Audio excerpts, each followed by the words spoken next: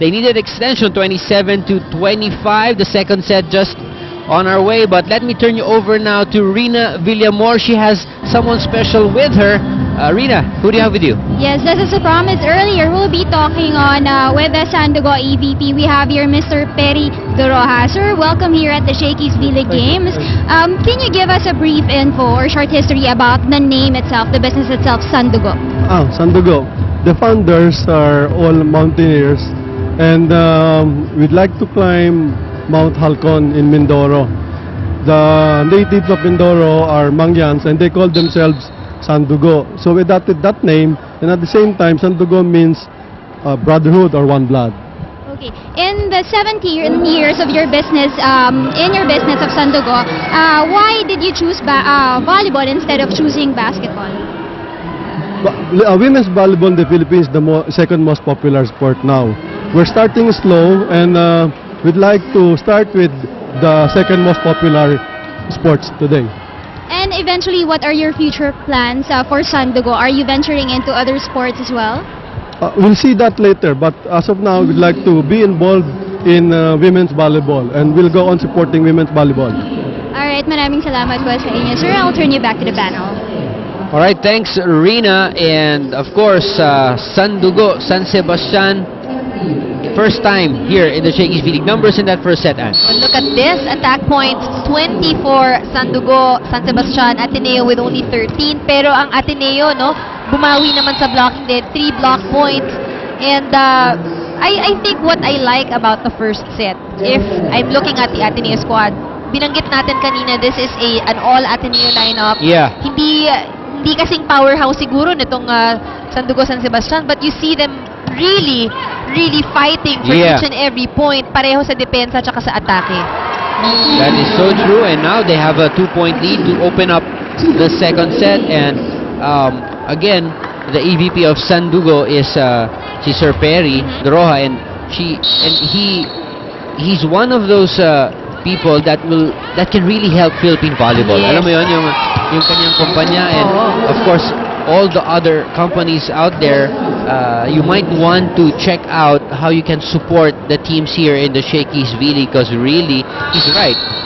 We're not aiming to be number 1 at the moment, but definitely we're in second. We're coming in at second, so not too bad. Oh, and this is how it all started also. Remember when Shakey's V-League started, talagang that's when volleyball instantly became a favorite of a lot of people. And it's nice to see that companies are now coming in, supporting teams. Exactly. Dahil ang kailangan talaga nito support din, ano, what you need is to give experience. So a lot of the players we have here, we have a lot of good talent. That's right. Since you mentioned it, nung nag-start tong Shakey's V-League, if you don't know, Ann played in the first conference.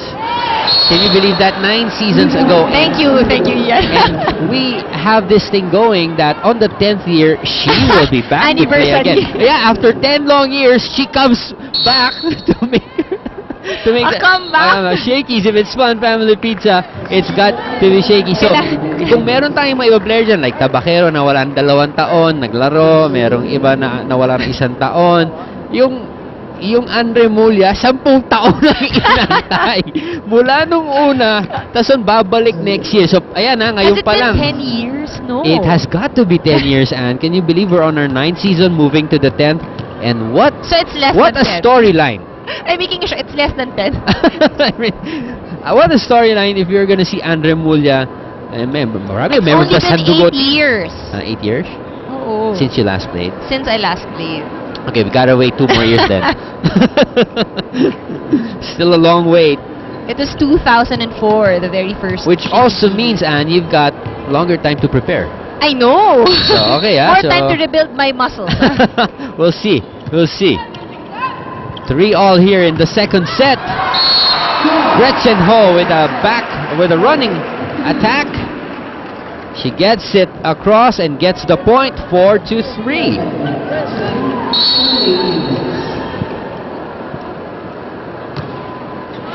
Phil with a serve. Oh, it's now Rhea Di Maculangan and Angela Binting. So far, the blocking here of Ateneo, nahuli yung atake ni Binting. Angela Binting has played for Adamson, you see Rhea de Maculangan, she played for UST, and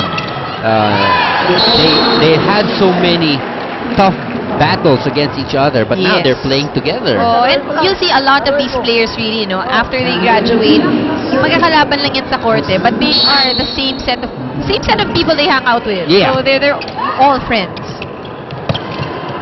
Oh, Bustillo with the left, missing that save. Ateneo doing a good job in keeping this lead. Axel, the official outfitter of the Shakey's V-League. Oh, that's too close. Ooh! How can you even Ooh! get that ball? I thought from where we're seated that the angle of the set was really too close for the net, but It that was doesn't just matter. that was just perfect for Jing. It doesn't matter for Jeng. Men. Alisa. Oh, Nen with the save. Nako, tignan natin. Oh, good choice or good option right there for Zhang. Good decision. Looks like maganda rin ngayon the Coach Roger is trying out Rhea de Maculangan just to As a see setter, yeah. as a setter, and this is how many options. Mukhang He maganda actually naman has. yung kanilang So, timing, no? teamwork. Silang dalawa ni Rhea. Off the block. Good reach out there by Nene.